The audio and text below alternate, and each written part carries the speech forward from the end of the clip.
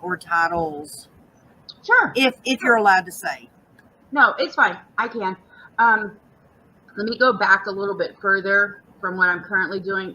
Previously, I worked for the Department of, or the Texas Department of Protective Services, which includes CPS, child care licensing, APS, all those regulatory agencies. And I worked there. When I left there, I was an abuse neglect supervisor when I left.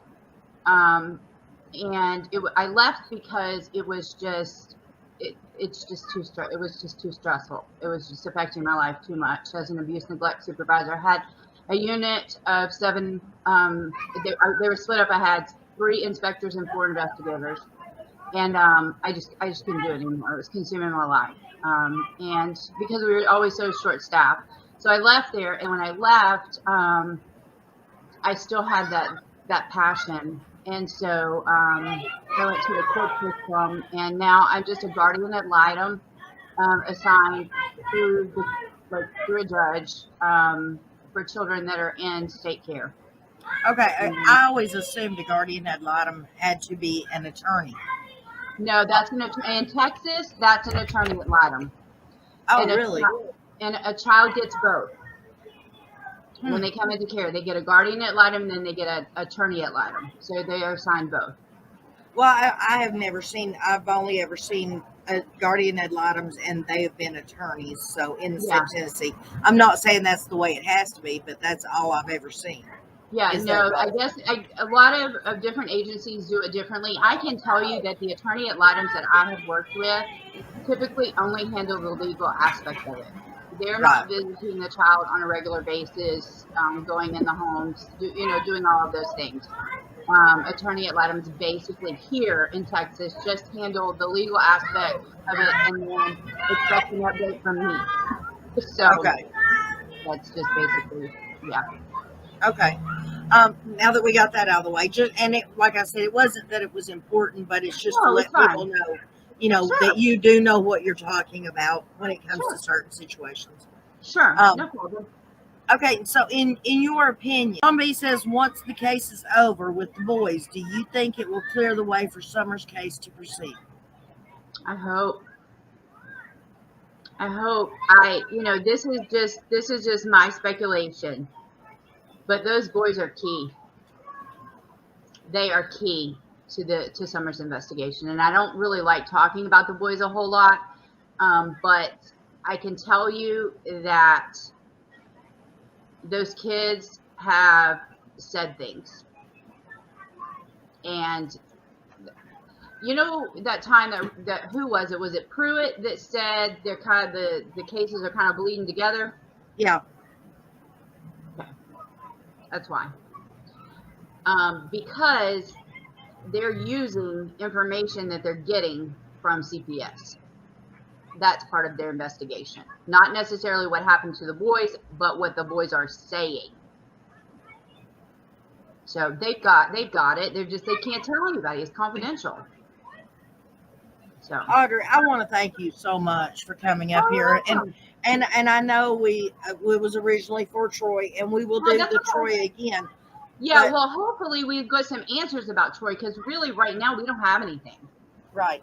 But I'm going to continue on my channel, and then maybe we can, meet up again when we get some kind of resolution to this or get some answers.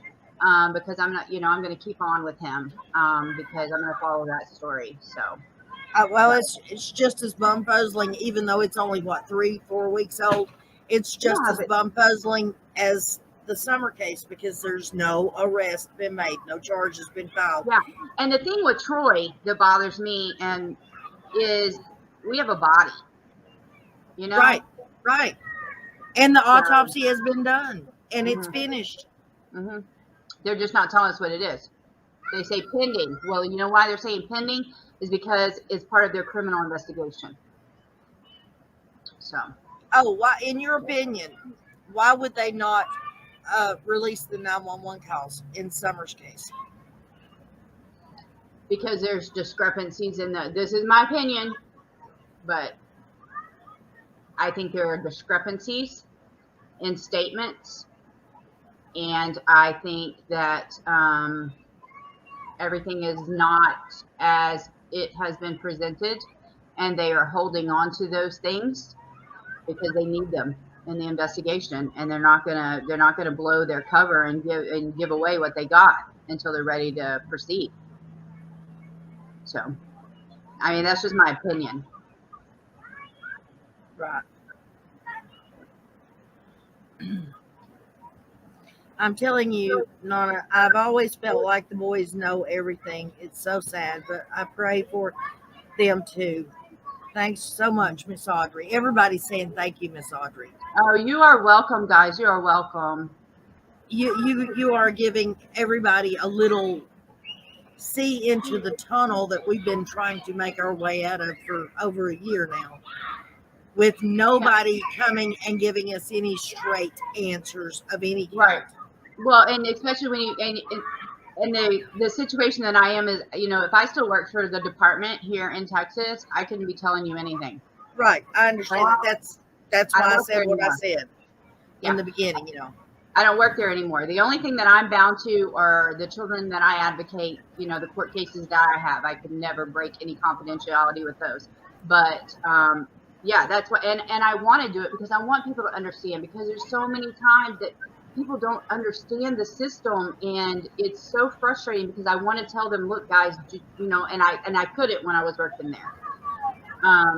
Because sometimes it's just not explained. So I think that, you know, I wish we could get more people who've worked in different fields, you know, that could come on and tell us things. You know, I wish we had former law enforcement that could come on and maybe explain why they're doing certain things.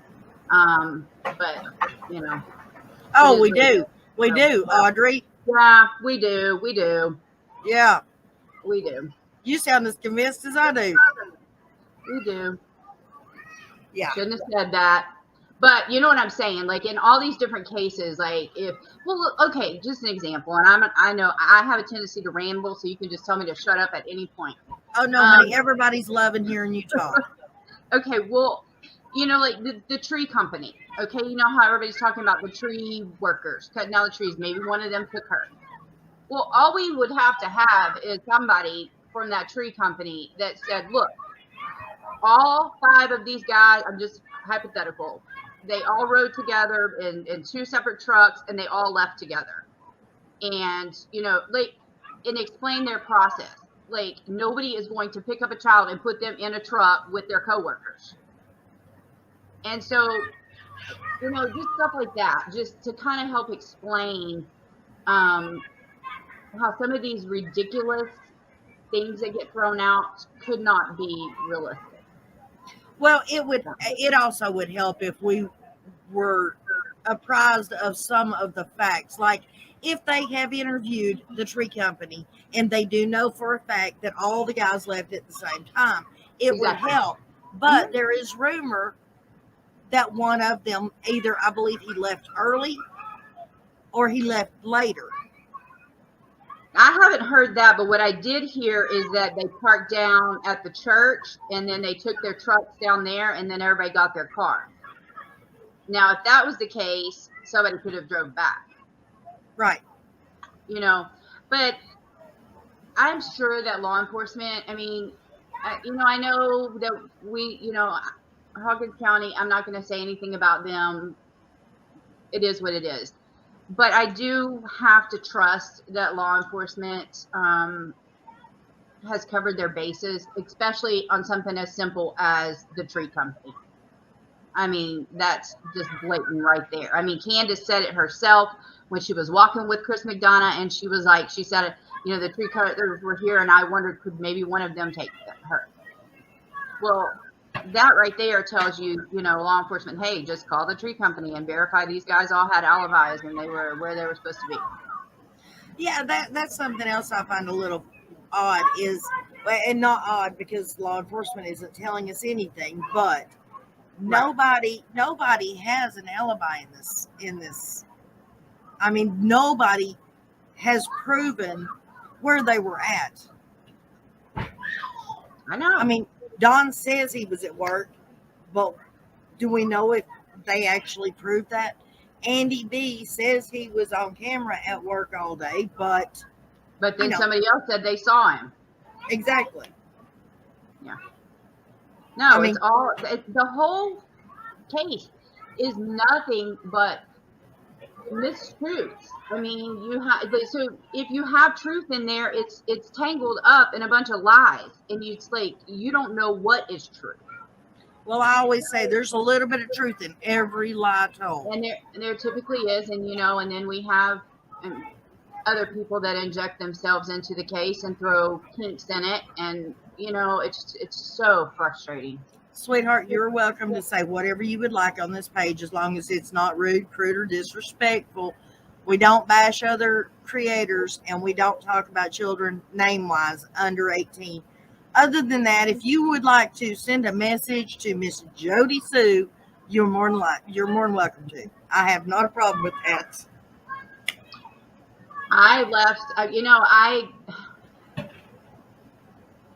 It's typically not something that I do. Now, I'm not going to tell you that I don't lose my cool.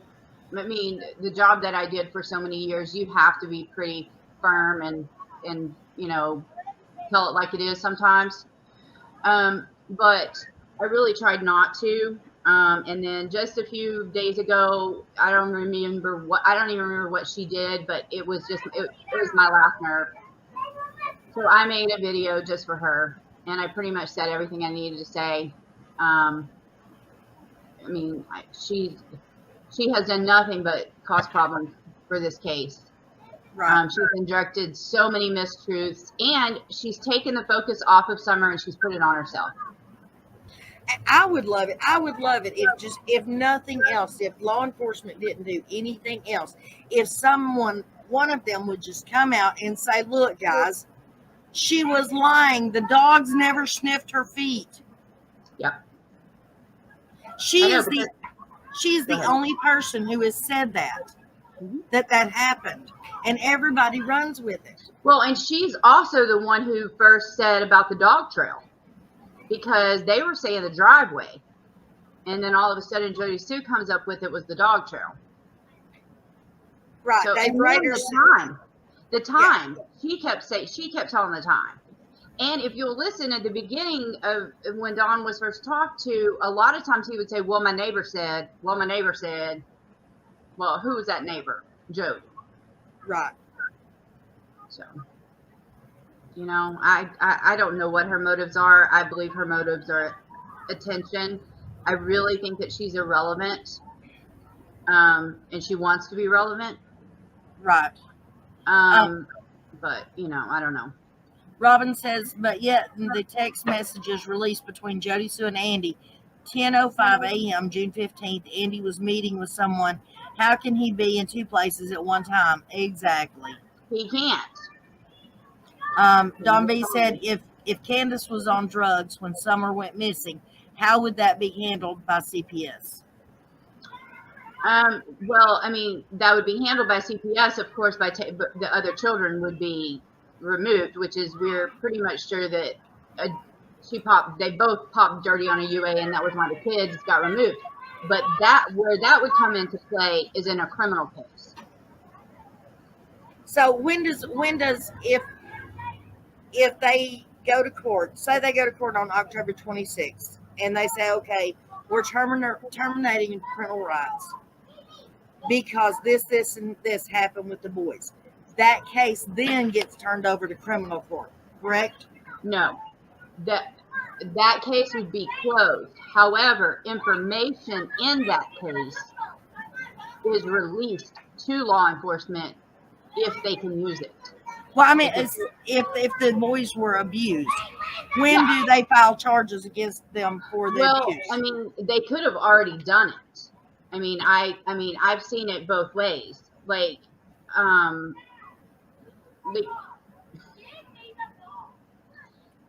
they could wait till the end, till it's terminated, but we call it reason to believe. Okay, so that's the 5150. And so if you do an investigation and 51% of your evidence says it happened, then that person is listed as it's reason to believe that this occurred. So you pretty much, CPS themselves have already proven their case. So that's why I said, when he said, I think it was Pruitt, that the cases are bleeding together, I think it's because CPS is just giving them information. And until they get enough on this criminal side to be able to think they can prove it in a criminal court, they're not going to file charges. So they have to have enough to be able to prove it. You know, and I don't know what they're, you know, because we don't know what's going on. We don't know what they have. We have no idea. Okay, Corey says, if she was on drugs when Summer went missing, how come she hasn't been arrested? Do you have a clue? I don't know. There's a lot of things that I've wondered why they haven't. Okay, in normal circumstances, or hypothetically in Texas, if this case had happened in Texas, would the mother, if she was on drugs when the child went missing, would she have been arrested? Okay, this is the issue with that, though. Okay, if the mother was on drugs, the child went missing, was there a caretaker there who was not on drugs? And they could have said was watching the child, which would have been Grandis or Grandma Candy, whatever. Grandis. You know, so I don't know. I also know that when a child goes missing, that takes precedence over everything else. And they're putting all their focus into finding that child, and pretty much they're going to deal with the residual stuff that happened after the fact. So, and it would depend on how high her levels were on a UA and what the substance was. If it was just weed, they ain't gonna do nothing. Well, supposedly, from what I hear through the grapevine, allegedly, Dawn's was full blown, and as far as I know, it was crystal. Okay. And Candace was just trace, because she started to, and then said no, and then they got popped with the drug test somehow or another. However that worked. Yeah. Deborah says, thank you both, but if not a bad accident with these sweet boys being covered up, do you think Summer was sold? And both being covered up. You can reread that again. I don't think I made sense. No, I get it. No, you're fine. I mean, that would be my next conclusion. And they're covering up regardless of what happened, because the only way they're not covering up is if it's a stranger abduction or she wandered off on her own. And I do not believe either of those things happened. I'm sorry, but I just don't. I don't. And you know, I hope I'm wrong. I want to be wrong about that. Well, Corey says that Candace actually said the boys were watching her. Really? And the oldest one was over 12, so.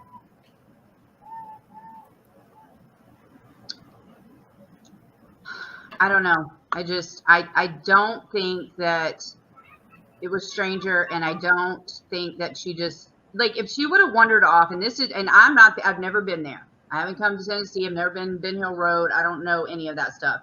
I depend on Dawn B for that kind of stuff. So, I don't know, but I just don't see someone coming in that area and taking her. And if she had wandered off with as many people as went out there and was looking for her, I think that they would have either found her or they would have found something. They would have found clothes, remains, something. Even if an animal had attacked. Yeah, because they're going to leave traces of, you know, the clothes, the whatever, blood. So, you know, I don't know. But I do believe that since I don't think either of those things happened, so whatever did happen is being covered up. Right. Well, to protect your own self. Exactly. And that's what I've said from the get-go, is the only way that Dawn and Candace aren't guilty is if there was a stranger abduction. Because, for one, if she wandered off, which we know she didn't, but if she wandered off, they weren't watching her. Two, Right. if any kind of an accident happened, it doesn't matter how it happened, what happened, when it happened, there is no child left. That means they did something with her. And at the minute they picked her up and did something with her, they became guilty. Absolutely. Absolutely. I mean, absolutely. And what parent doesn't, if your child has an accident, even if it's your fault, even if you are drunk off your butt, you, or, you know, or whatever, your kid, I mean, I would go to jail for whatever I had done to get my kid help. Like, you call 911, you get your kid the help that they need. Now, even, and you know, even if, because this has happened before, like, even if the child was deceased at the home, like that, whatever happened was so bad they died right there, most parents are in denial when that happens. They don't want to believe that their child is gone, and they want paramedics there, and they want them to keep doing something, do something, do something, do something. I dealt with a situation one time, and the child had, it was a SIDS situation. The baby died from SIDS, and the baby had been passed away for about 30 minutes before she was discovered. And that mom was convinced it wasn't real. Her baby was not gone, and she screamed and screamed. That hospital worked on that baby for 45 minutes from the time that they got him in the ambulance in the hospital, and then to finally tell her there was no hope. So most parents are not going to be like, oh, well, they're gone. Okay, I guess we need to go bury them or go hide them or do something. Parents don't do that. Like, parents don't say, I'll see him in the resurrection. Hello. Yeah. Like, especially, you know, I could see years down the road when you've kind of lost hope and you think, well, okay, well, if nothing else, we never find them, at least I know I'll see them one day. But when you're talking just a few days or week after your child has been missing, and you say that, it was 3 days. Wrong. It was 3 days. Something's wrong. Don B wants to know, do you think that the vehicles were forensically searched for blood or body fluids? I would hope so, but I don't know. I would hope so. I mean, that's a law enforcement question, and I mean, you would think. But did they do everything they were supposed to do because they thought this was a child who wandered off? Exactly. That's been my point. He says that the reason he's asking is because Candace is still driving the Subaru. But remember, Mom had the Subaru. I would have thought, you know, I don't know. It just depends on the circumstances, because a lot of times, you know, they'll take the car in or do whatever. But then, you know, let's look at the Casey Anthony case, okay? He tried to get them to take the car in. You know, the grandpa did. I mean, and the grandma said the car smelled like death and all that. And it wasn't until later that they finally did, and, you know, pulled up the thing in the trunk and found, you know, fluid or whatever. So I don't know. They should have, but did they? I don't know. That's crazy. That it's just, the whole thing's crazy. Yeah, it is. Yeah, it is. It's crazy.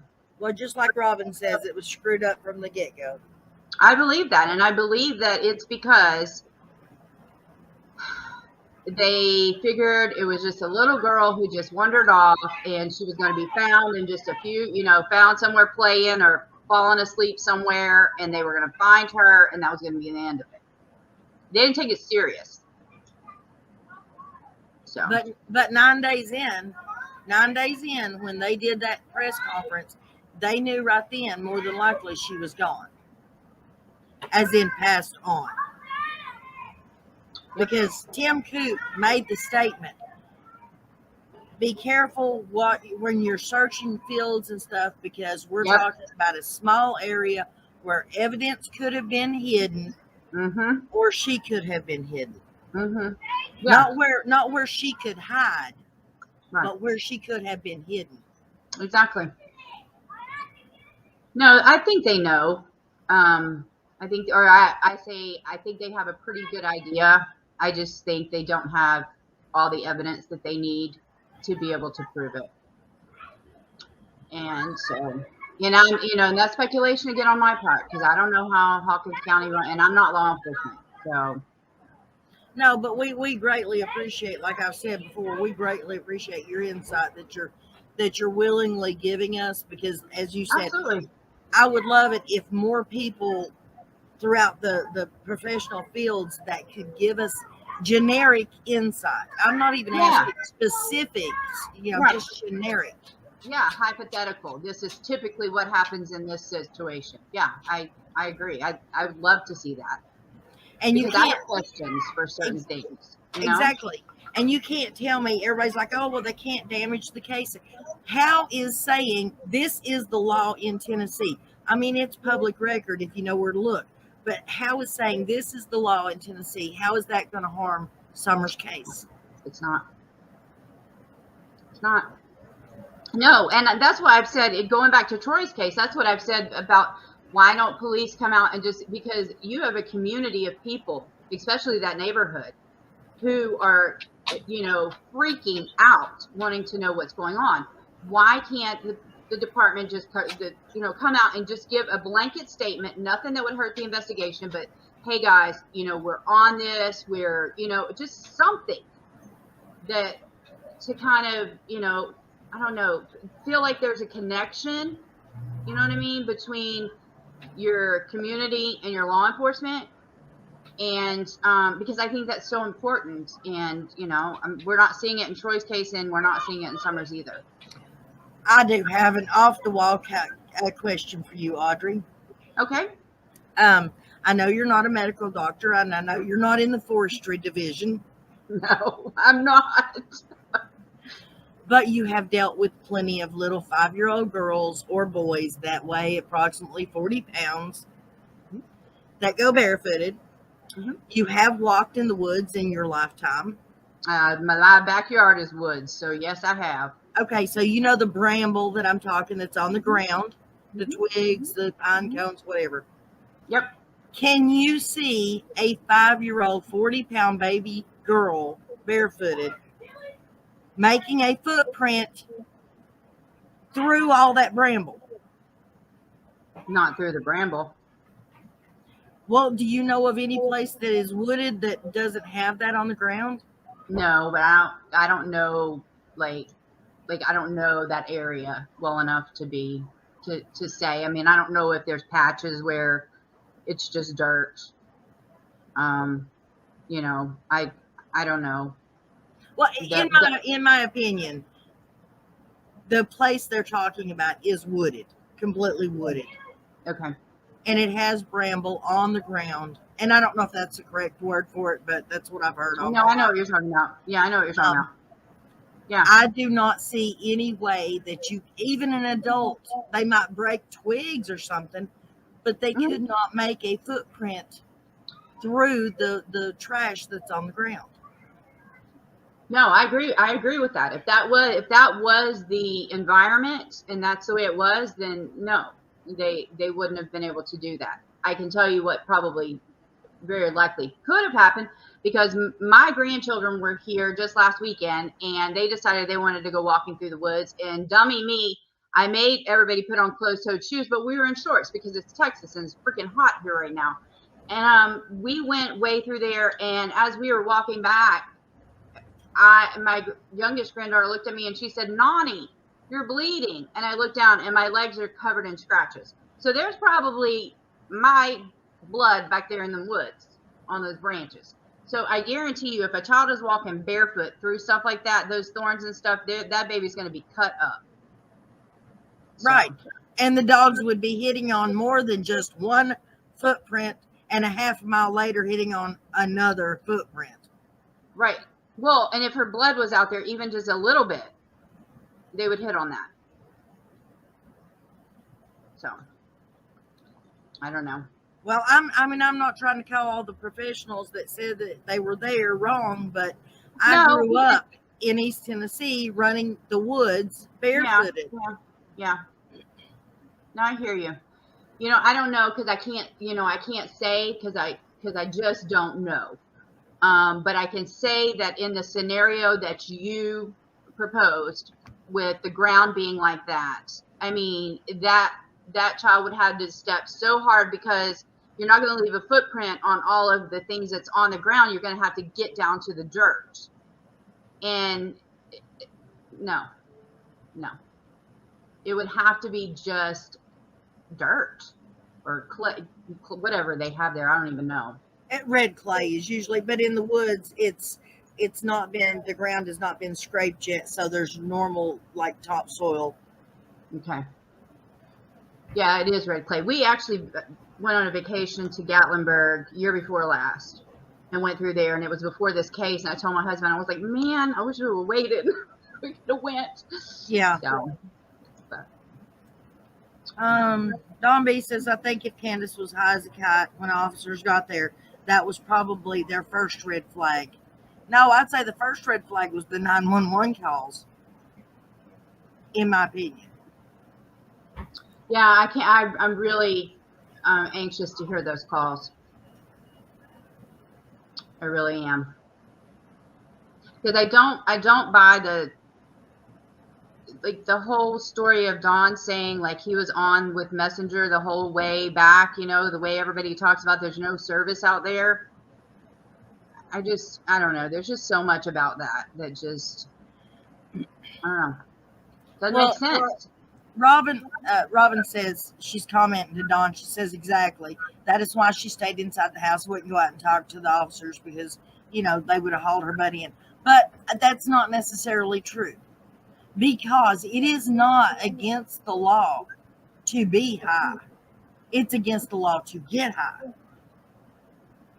You can walk into a hospital or something and say, I've took this, this, this, and this. And they don't arrest you. Yeah, they don't arrest you. They don't call the law. They just deal with you medically. No, I hear you. But, who knows? Because if she was high as a kite, then who knows if she used everything that she had. There may have been drugs inside the house. Or did they wait to call 911 so they could get rid of stuff? Right. I don't know. Like, the fact that she didn't go out, whether she was high or not, just as a mom, yeah, I just can't. I don't understand it. I do not understand law enforcement by not doing something. Yeah, I don't know. It puzzles me, but then, of course, with Troy's case, it hasn't been that long, so I pray we get a resolution before, it doesn't last as long as Summers. But, I don't understand the way their actions on certain things, because my first reaction is, well, why didn't you do this? And then I'm like, Audrey, you're not law enforcement. Shut up. You don't know. They know. But there's a lot of things I don't understand. I have a really good question for you. Hypothetically speaking, if in Texas this situation took place, would Brandis have been allowed to leave the state in the vehicle that the baby was last seen in?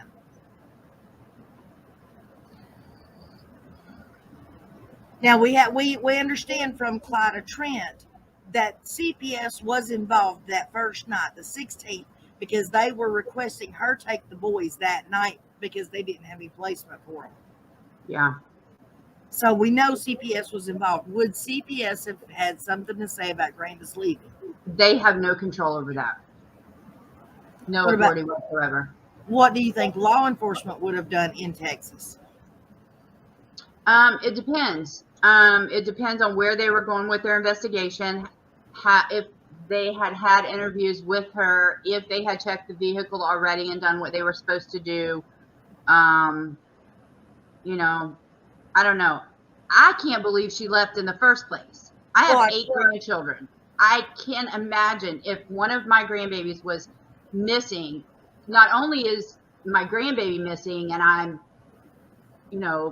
a basket case over that, but my child is missing their child and I need to be right there with them. I mean, 24/7.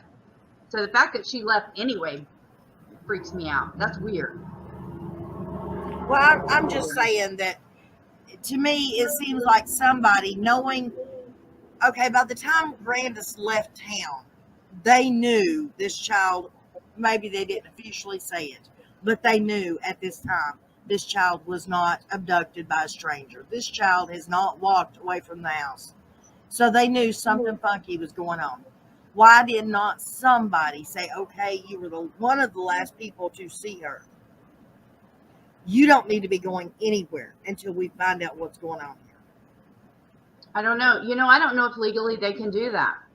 Legally, they can't. Legally, trust me, I've had it thrown at me. Legally, they cannot say you can't leave town.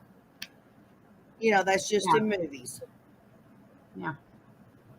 Which means as soon as Dawn gets out, him and Candace can get in a car and drive and never be seen again. Right, because legally there's nothing you can do about it. I mean, that's just like when they bring you in for questioning and they don't put you say it, or am I under arrest? Here's a good one. Don B says, have you ever seen police and CPS argue over taking the kids? No. That argument supposedly took place. Ronnie Lawson, that's why supposedly it took so long for CPS to get the kids, is because Ronnie Lawson said, no, you're not taking them out of the house.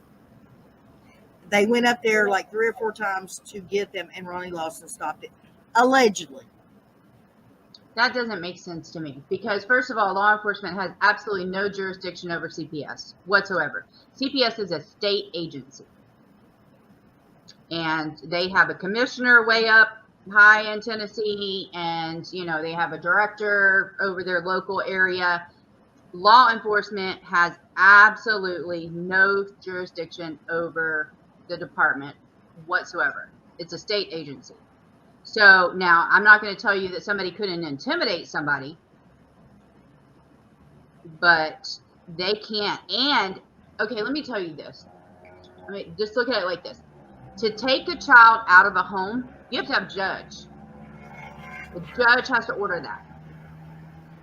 If there's a situation where on a weekend something bad happens in a home and you got to get those kids out, that caseworker that removes those kids on that weekend, she's got 3 days to get a court order from a judge saying that those kids need to be removed. And that means she better have her stuff together. They know that a judge is going to approve it.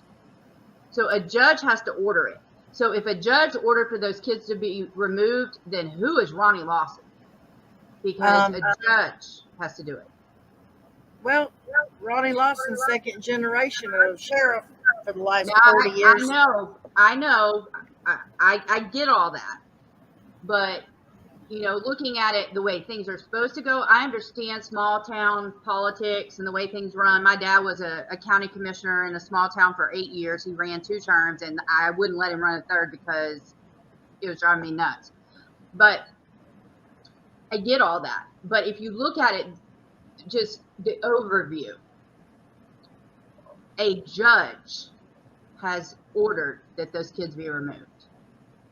So if Ronnie Lawson's going to come in and say, no, you're not taking them, well, then he's going up against a judge. Right. So I don't know how true that is, that rumor, because it doesn't make sense to me, because I don't think that they would have had to do 2 or 3 times of going out there. It would have been that day that he says, no, you can't take the kids. And they get in touch with the judge, and the judge says, yes, you are taking the kids. Okay, one more rumor. It's rumored, like I said, now, Clyda Trent herself, that's the Donwells' mom's best friend before she passed away. Yeah. Okay. She herself did an interview, and that's the one that said that they wanted her to take the kids that first night, the 16th. Okay, it was said that Candace had to take the boys and go stay with some woman that she didn't like for those 5 weeks that the boys were still in the home, because they could be there during the day while Dawn was at work. But when Dawn got off work and went home, Candace and the boys had to go sleep at somebody else's house until they found placement for the boys in foster home.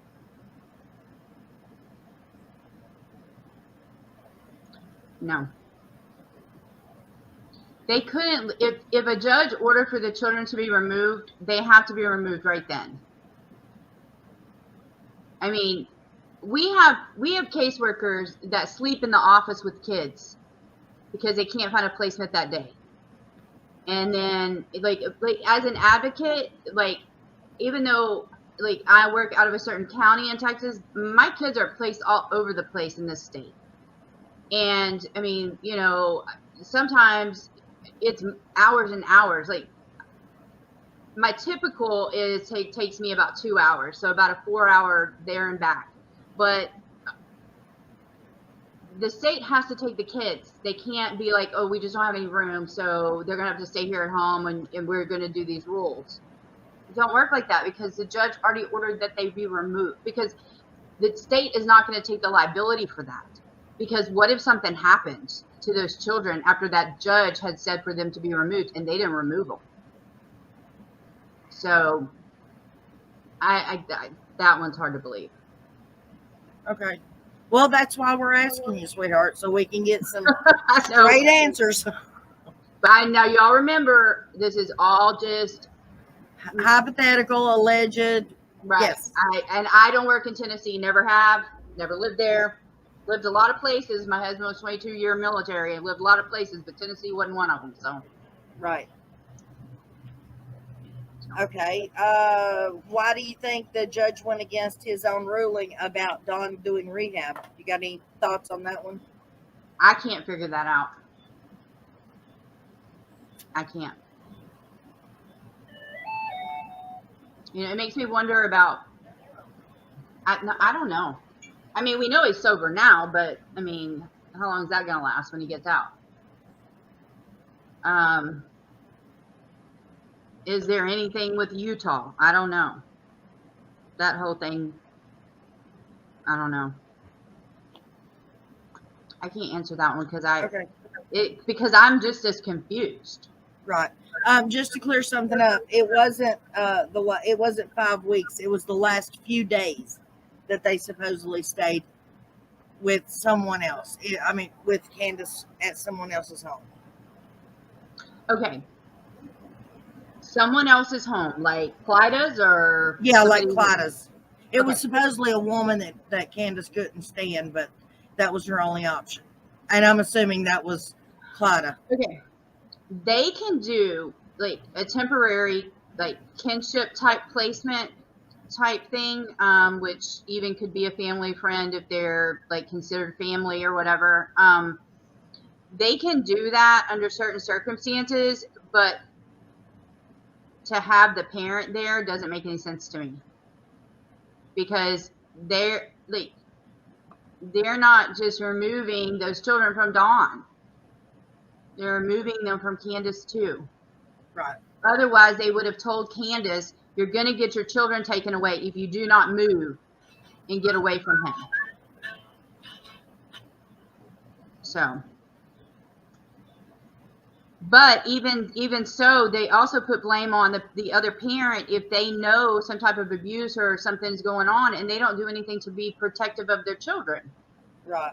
So she's going to be held accountable for that anyway. So her being allowed to be in a home after they've already been ordered to be removed from the home doesn't make sense. I'm not going to tell you it didn't happen because I don't know, but it just doesn't make sense. So. Right. Well, like I said, that's why I was asking your opinion.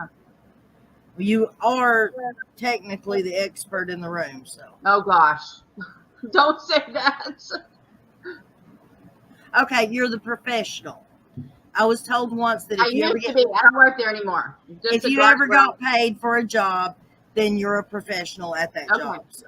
Well, I did get paid for several years. So, okay. I don't know.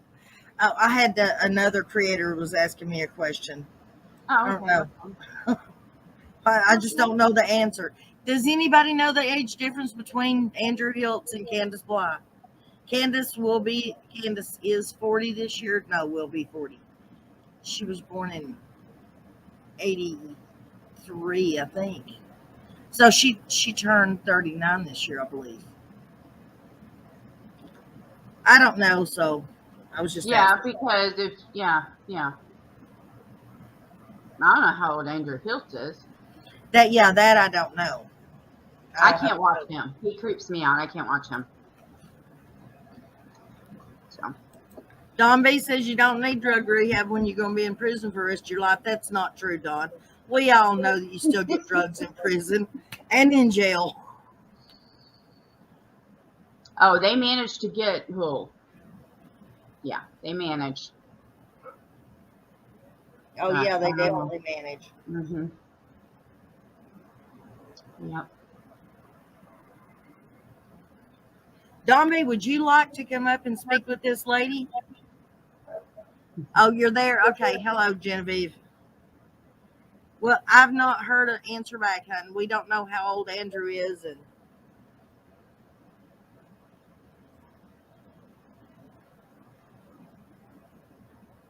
she was, I'm hoping I'm allowed to say this. Candace supposedly was told that she would never get them back as long as she was married to Don. Okay. That goes back to what I said. There have been occasions where there's an abuser in the home and the other parent is just naive to the abuse or has allowed the abuse to go on, and therefore we're not protective of their children. And there have been cases where parents have been told, you have a choice to make. You can leave this person and no longer be in a relationship with this person and keep your child, or you will take your child and put them in foster care. And I can tell you the most sickening thing ever. The majority of the women choose the men. Right.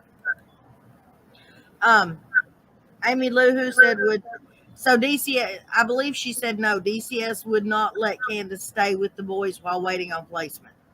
I mean, I'm not going to tell you it didn't happen because, strange things happen, but that doesn't make sense to me because it's a judge's order. So, I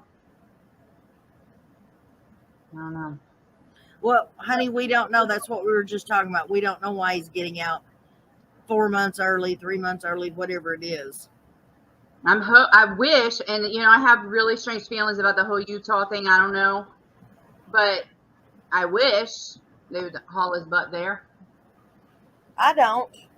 I hope he stays here because not that those girls and those women don't deserve justice. They do.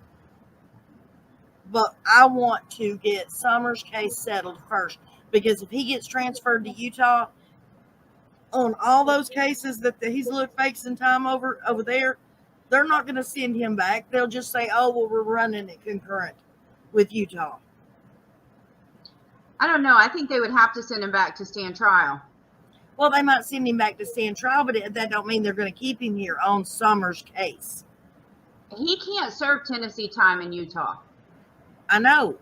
And if he gets 40 years in Utah and has to spend it first, that means he would be spending it consecutive. And if he spends it consecutive, then he's going to be dead and gone. I hear you, but so tell me your thoughts on that.